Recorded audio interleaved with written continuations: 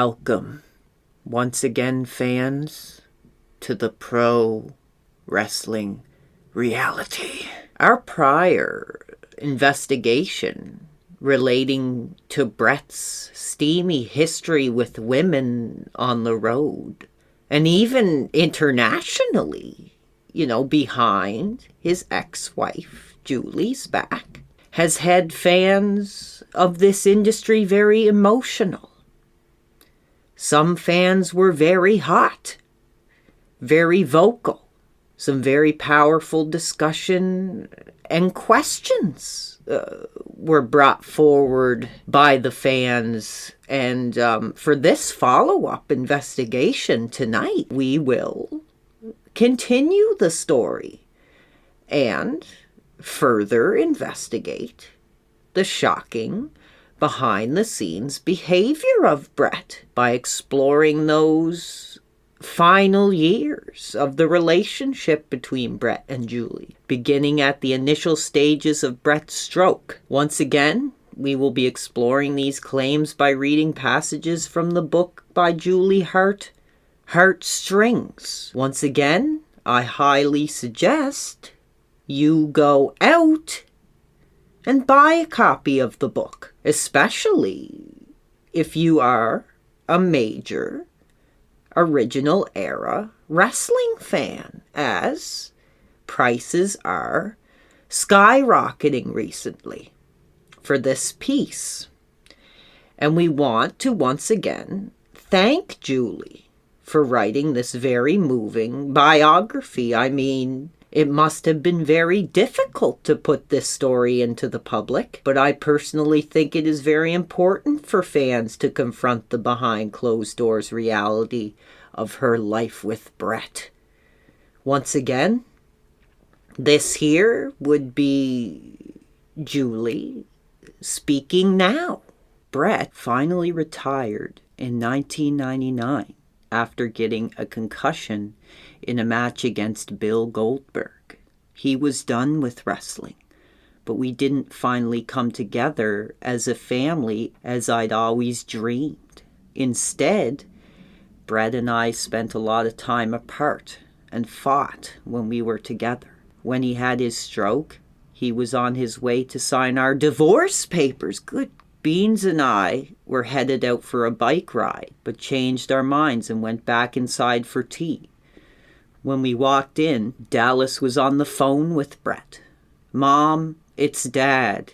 He sounds drunk." I wasn't going to take the phone, but my intuition moved me towards the receiver. "Yeah, what?" I said flatly. "Jules, can you come get me? Where are you?" He couldn't really tell me, and I stopped feeling annoyed and started worrying. "I fell off my bike, and I can't get up. Just come get me." "Okay, but where?" "I don't know." "Are you okay?" "I can't stand up." I asked if he had broken his leg. He said he didn't think so. He was starting to sound tired and slur his speech. I started to panic. I tried once more to get him to tell me where he was. He just kept saying he was where we had read the book. I had no idea what he was talking about and decided just to start driving towards the bike path he frequently rode on. Beans and I jumped in the car, and I had her call him back on my cell phone.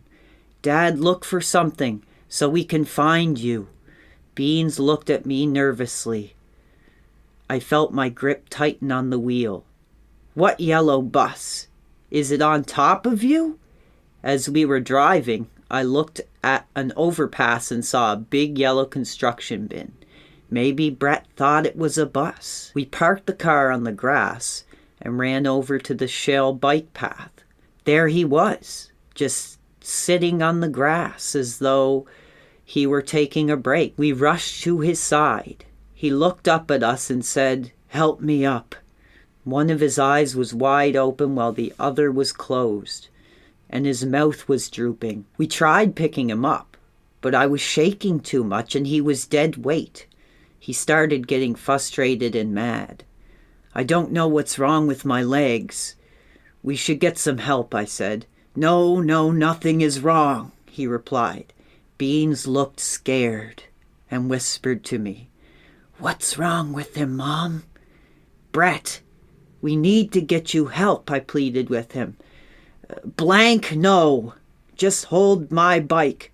I'll push myself up. We held the bike, and he tried to stand, but didn't have the strength. A rollerblader came down the path, and I asked him to go get some more help. Brett was starting to get sleepy, and I yelled at him to stay awake. He looked at me and said, I blanked up, Mom. I'm not going to be home for a few days. I took off his hat and started fanning his face with it. 2 girls came by and asked if everything was okay. One of them was a nurse. She told us it looked like he had had a stroke. It felt like the ambulances were taking an eternity to get there. When the paramedics finally arrived, they checked his vital signs, put him on a stretcher, and took him to the hospital. As we can see from this heart-wrenching retelling of events, Brett seemed to be very vulnerable and frightened moments after the stroke. And who was it that he called? I mean, it wasn't the 20-year-old side thrill, shaking the blank with the private parts lined in gold, who he was calling out for. It was Julie, who had been there for Brett, who had given birth to the children, seen him at his lowest, his most seething, traveled with him on the road, served him biologically for all these years. Julie mentions how Brett was seemingly instinctually calling out for the mother, indicating to me that Julie was able to fill his needs from more of a biological and emotional standpoint. And it was Julie who he had wanted to tend to him at this dark stage of his life. We continue on, now hearing from Julie when Brett was taken to local hospital, but we also get an inside look here at the relationship between Brett and Julie in those days and weeks after Brett's stroke. Although things start off very supportive, very caring, tragically, the needs of that hitman character will once again have a very powerful pull on Brett as he continues to chase those exotic thrills and vices. This is, once again, Julie speaking. Brett spent the following weeks in the hospital. Despite his insistence that he'd be out of there in a couple of days, I was there with him every day. I would rush there in the mornings to help him go to the washroom. He had such pride. He wouldn't let the nurses help him. I would feed him, shower him, and get him dressed for physiotherapy. I would massage his arms and legs, helping improve blood flow to his weakened left side. Brett began to feel depressed over his newfound frailty, especially when he struggled with his physiotherapy. The stroke changed him in so many ways. He was much moodier and more forgetful. Some things stayed the same. He continued with his secretive behavior, refusing to take calls in front of me and lying about where he was. I kept my distance, not wanting to upset him. He would tell me it wasn't me, it was him. One night, as we lay in bed, Brett said there was something he wanted to tell me. Jules, sometimes I think I had the stroke because of all the terrible things I did. Did you know that on the day I went for that bike ride, I was on my way to sign our divorce papers. I was so fed up with where we weren't going anymore, and all we ever seemed to do was fight. I was firing you and my manager that day. I just couldn't do it with either of you anymore. You both had to go. I lay in silence with my head on his chest. Julie, I believe that accident was God's way of... He didn't finish. I knew what he meant. We held each other tightly until we fell asleep. We spent Easter as a family. Brett acted upbeat, but I could tell something was wrong. I asked him what he wanted. I don't know anymore, he said slowly. The next morning, I was in the bathroom and glanced over at a pile of reading material he kept by the toilet. There were some emails sitting on top. He had been printing them out since the stroke. It made them easier to read. I read them. Now I knew what was up. I was electrified. I couldn't stop reading what this girl had written. It was from a girl he had met in Italy, and it was quite suggestive. I read it over to make sure I wasn't blowing things out of proportion, and then got angry at myself for allowing Brett to use me. I was hesitant to confront him about it because I knew he would just deny everything. The first thing I said to him was, Brett, please don't lie to me. About what? I found something in your bathroom and I want the truth. I found an email from some girl in Italy. Are you seeing someone? I felt like a small child about to be shipped off again. What? No. Brett, please don't lie. I'm not. What email are you talking about? Let me see it. What are you doing reading my personal email? It was in the bathroom. Are you seeing anyone? Why are you doing this again? I told you if I met anyone, I would tell you. I think you're lying, I said sadly. I'm leaving. It's not what you think. I met these girls while I was in Italy with Blade last fall, and we've been emailing harmlessly.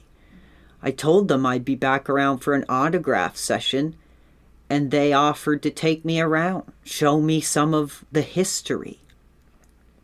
I left saying I needed time to think. Once again, it seemed like Brett was making his escape. He called me that night again, insisting that nothing was going on, and that I was making a big deal out of nothing. I fell for it. Compared to the phone number written on hotel stationery I'd found a few years ago, it seemed relatively innocent. Father's Day was coming up, so I took the kids shopping for presents. I wanted to make it a special day for Brett because he was leaving on a promotional tour the next day. He said he was going to England or Amsterdam. He wasn't sure which one yet. We got him some new clothes for his trip, and I picked up his favorite pie, key lime. I also wrote him a letter telling him how much I loved him. During his Father's Day dinner, Brett kept getting up and leaving the room to do something or call someone. We went to bed early and we tried to have sex, but he couldn't. I asked what was wrong, and he said he was tired. We were just laying in the dark when suddenly he said, Jules, no matter what happens, I will always love you. It sounded like a goodbye. The next morning, Brett woke up early to do some last-minute packing while I waited to drive him to the airport. I was grabbing some of his bags to take them to the car when I noticed his ticket lying on the floor. On it, in big black Sharpie, was written, Italy. I stood frozen, staring at it. Brett came into the room, and I said, Don't lie to me. Where are you going? He saw the ticket and lied anyway. I don't know. I think I'll start in England. I walked out and got into my car. I sat there with my head on the steering wheel. I was going to drive away when he came out and put his stuff in the car. I decided to drive him to the airport anyway. I wanted to get rid of him, to make sure he got on the plane. We drove in tense silence until he leaned over and touched my arm and said, Julie, it's not what you think. I pulled my arm away and said as viciously as I could, don't touch me. When we pulled up to the airport, I screeched to a halt and told him to get the blank out of my car. I didn't know what to do with myself and started smoking like crazy.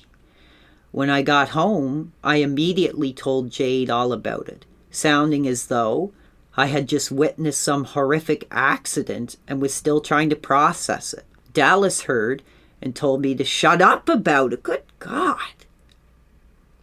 We're sick of hearing about him and you, he explained. I was shocked, but understood why he reacted like that. I would eventually find out that Brett had gone to meet Cinzia Rota, a woman he had met at an autograph session in Italy. She had shown up with the intention of marrying the hitman. Good Lord. She'd been in love with him since seeing him wrestle as a little girl. Apparently, her entire bedroom had been plastered with posters of Brett, including pictures of him with the kid. This girl was everything Brett needed to feel like the hitman again.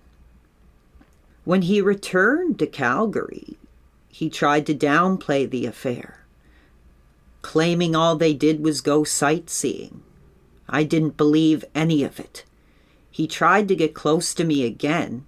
He would reach for my hand when he spoke to me and refer to me as Mom, implying we were a family again.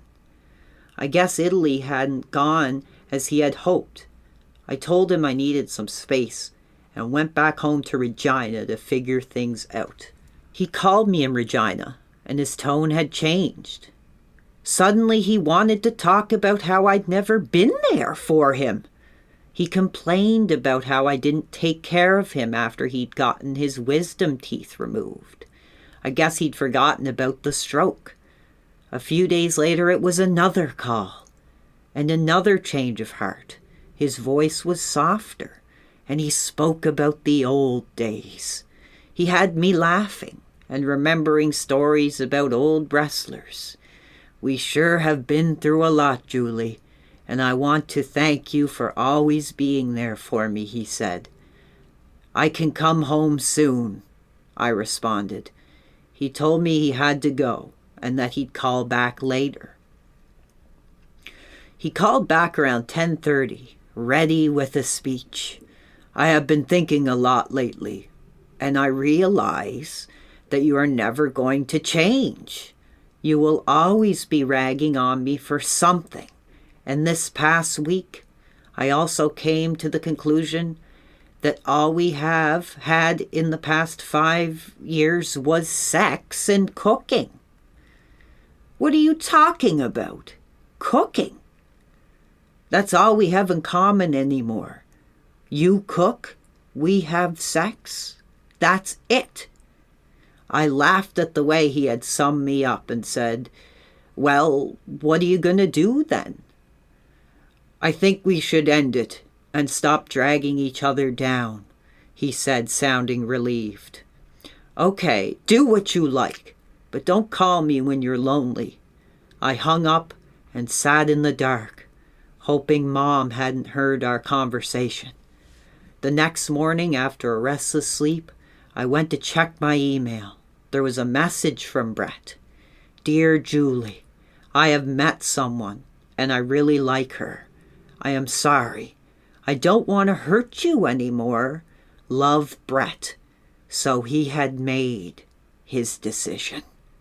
Good Lord. She tended to him at his lowest. Brett, at that moment in time, could have been, for all we know, on his deathbed. And Julie was doing everything she could to tend to Brett in this frail state. She was giving the emotional support and the body as well to Brett, even as he was unable to perform. Although it is unclear if this was because he was already in the stages of communication with another woman, or if it was due to the stroke, but regardless, they were, at least according to this book, still together at different points during this time, as well as still being intimate. You could tell Julie was seething when she confronted Brett about the bathroom reading material. A whole different story than something as innocent as the newspaper or an Archie Digest comic book. Julie was most likely haunted by the ghosts of Brett's past behavior when she found the lustful email exchanges in which Brett claimed they were nothing more than friendly, although Julie stood firm, feeling that Brett was hiding something, and you can tell she was hot. Next thing she knows, Brett's packing the bags and flying to the same country where the secretive woman was then residing, seemingly, in Julie's eyes, preparing for a steamy rendezvous. We now continue on. Brett showed up at my door with a turkey and hit on me. I found it amusing and disturbing. I asked if Cynthia knew he was here. He said yes, and that she didn't have a problem with us being friends. I let him in and showed him around my new house. We made small talk, but I tried to move things along quickly. My boundaries were stronger than they had ever been with Brett. He picked up on it and said he'd better go. I walked him to the door, and before I could open it, he said, "Julie, I still have strong cravings for you, and it's been really hard to overcome them." "You will," I said sympathetically. I hugged him and shut the door, wondering what that was all about. I called Brett's assistant, Marcy, who told me that Cynthia was in Italy. Oh my God, she leaves, and on the same day, he shows up with a turkey looking for sex. I found out about their marriage a few days later. They had been married for a while, but Brett had been keeping it a secret. He eventually gathered the kids together and told them. Blade came right home after, slamming the front door. I recognized the look on his face. It was the same one I had had so many times over the years. I asked him what was wrong, and he couldn't even speak. He was so mad. He took a piece of paper and scribbled, "You better call Jade. She will tell you." I said, "No, you tell me." He blurted out, "Dad married that girl." I felt my stomach bottom out and my throat tighten. Dallas came home and just started shaking his head when he saw me. I said to him, "I guess you heard, huh? I don't know what to say." "Dad is a blanking idiot." "Yeah, when he was walking out, he just kept saying, 'Tell your mom,' tell your mom. Make sure you tell your mom." My heart was beyond shattered over his cruelty. I mean, good God Almighty, I can't imagine Brett showing up at the door with a turkey wanting to play house while already making romantic plans and promises with another woman who he would end up marrying. I'll never know how men come up with this crap. I do truly believe that no matter how many different thrills Brett was admittedly sampling, nationwide and internationally, that he did, in fact, have the very emotional, physical, and biological attraction for Julie, as displayed by these passages. I mean, so he could have been very well have been trying to salvage the relationship. I think both of them did give it a try when things started to break down. But now, with all that has come forward in recent years, I think many fans of this industry truly are conflicted with their views on Brett, as I feel even personally, knowing Brett put Julie through hell. I mean, it's a lot like seeing your own father, sort of disrespect your own mother at a very impressionable, vital life stage. As I truly felt Julie, in a way, represented herself as sort of a mother figure to the fans in the eyes of many. And I truly think Brett was seeking more in a woman than what Julie had to offer. In saying that, I feel Brett felt although he had a partner, she, in his mind, didn't live up to what he expected from a woman of a major entertainment superstar. Sadly, when all has been said and done, there is only one thing we know for sure. Regardless of the thrills on the road, regardless of the endless buffet of lust and pleasures that were being offered to Brett through the years, the one thing we know for sure is whether it being just one for the road or an emotional, passionate, intimate encounter, Brett screwed Julie.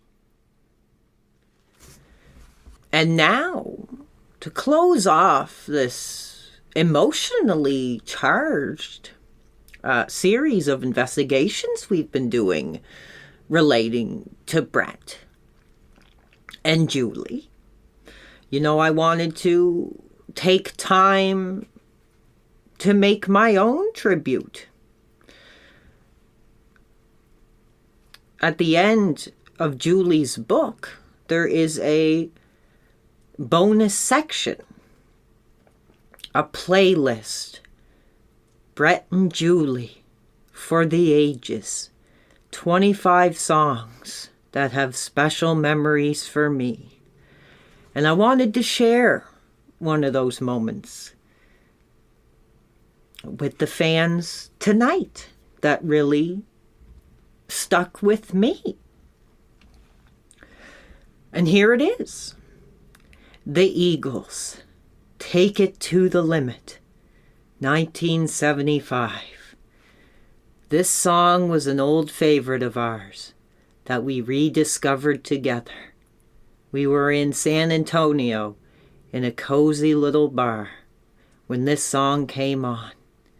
Brett took my beer coaster and got up to borrow a pen from the bartender. On the coaster he wrote, "If it all fell to pieces tomorrow, would you still be mine?" He made check boxes for yes, no, and maybe. Of course I checked yes. He always made my heart melt when he did romantic things like that. That's the Brett I knew and loved. Take it to the limit. Take it to the limit. Take it to the limit one more time.